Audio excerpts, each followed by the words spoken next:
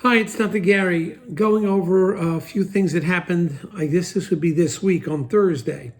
We are sellers of dental practices. The name of our company is Dental Healthcare Practice Sales LLC, and it is www.dentalpracticeguide.com is the website. Name of the company is Healthcare Practice Sales. Phone number 201-663-0935. Feel free to call us at any time.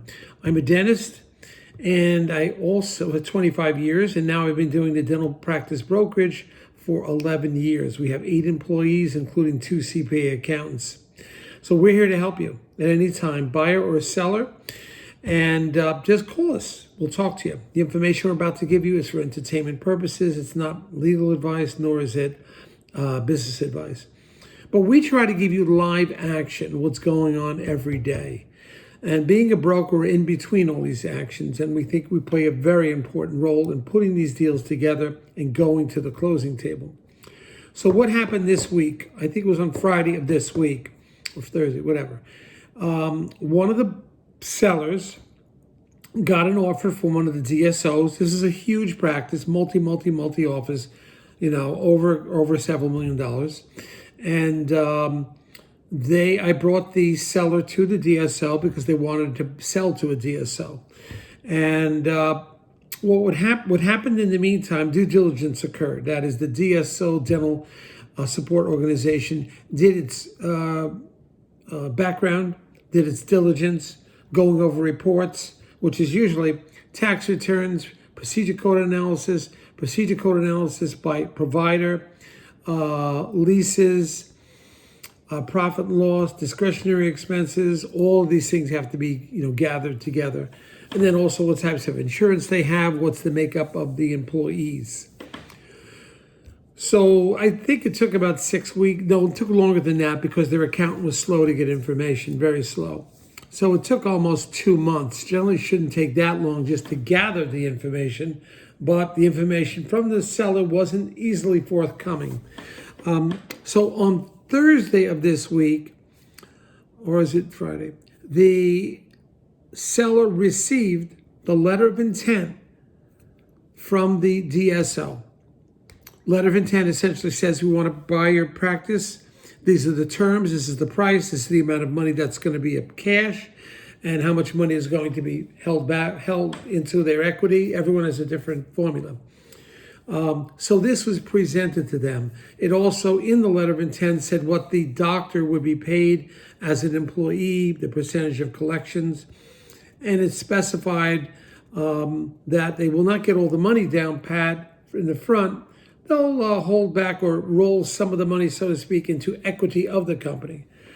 So that money is going to go. So they had a down payment of, let's say it's 80%, whatever, of the sale price.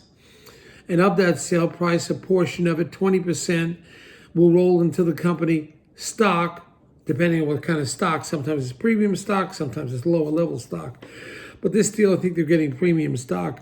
So 80% cash up front, 20% will be a stock offering to them. If they do well, and this one company has, they should get 2-3 times the amount of that equity in maybe 3 to 5 years when they recapitalize again. So that's what the letter of intent says. It's before the contract. This is what we intend to do. It's a letter of intent. It's non-binding. But whatever is on the letter of intent, historically, and it is obviously open for negotiation, it is negotiable. But these are the terms that the buyers put out, they felt was the fairest and best terms. And it was a pretty good offer. So at this point, what happens with this letter of intent is the buyer has to review it. And this is where I suggest the buyer bring in a dental attorney. Please do not bring in some corporate guy that supposedly knows everything. A dental attorney that deals with this all day long. Especially, and call me privately, I'll discuss some of the better dental attorneys out there that can deal with these DSOs. You need a lot of experience. These DSO contracts are 50 pages long. There's a lot of information on that. You cannot have your local attorney do that. You need a pro. You've got to bring in the pros for that.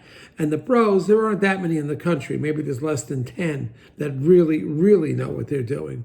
But what will happen now is the seller will contact the attorney, will recommend recommend an attorney or two attorneys to them, and they'll begin to review it. And the attorney will then become their spokesman and will go back to the DSO and say, we've read over the letter of intent and we have some comments. Let's discuss some of our comments, or we need some explanation on this. So that's what will happen with this letter of intent. Now, the DSO, or this could be a private buyer also, the DSO buyer will usually give a time limit of like a week or so, week and a half, before the letter of intent will terminate. So this is the time that the seller has to go to his attorney and begin discussing it. Discuss with their accountant also. Discuss with the professionals. We are in the middle. We're here to guide them. Now, ultimately, we are represented by we represent the seller. That's what we do. We will recommend different DSOs to them, and we will recommend different attorneys to them. But the seller will have their own team, okay? Sometimes often our salary is, our commission is paid by the DSO often. But my allegiance always lies with the seller. Even though the DSO is going to pay my commission, that's fine. I am still, allegiance goes towards the seller. So now, over the weekend, they'll review this document. They'll touch base with their accountant. Next week, they'll call their attorney, and their attorney will then become the spokesman for them. They will retain the attorney, and the attorney will become the spokesman on what issues they would like to talk about. And we think at this point, that's when you do bring in the attorney. And even if this is a private sale, it'll be the same thing. You bring your attorney in at letter of intent stage for guidance. They're professionals, they know what they're doing. And often they've worked on the opposite side of the table sometimes of the particular DSOs. Our role is we're in the middle. We could listen to any comments that they have and give them some feedback. We want to move the deal forward. We're the person in the middle. I'm the only one that could talk to the buyer and the seller simultaneously, the buyer's attorney, the seller's attorney simultaneously. Of course, I'm always maintaining confidentiality, but that's what the role of the broker plays. It plays a very important role. And there could be some emotional parts that are not in the contract that have to be explained, and I'm there to do that. We do this 363 days a year. Been doing it for 11 years. I was a dentist for 25 years. We take off Christmas and Easter. We answer the phone all the time. Usually we're available from 7:30 in the morning until 9:30 at night. You call us, you want to just talk about something, we're here for you.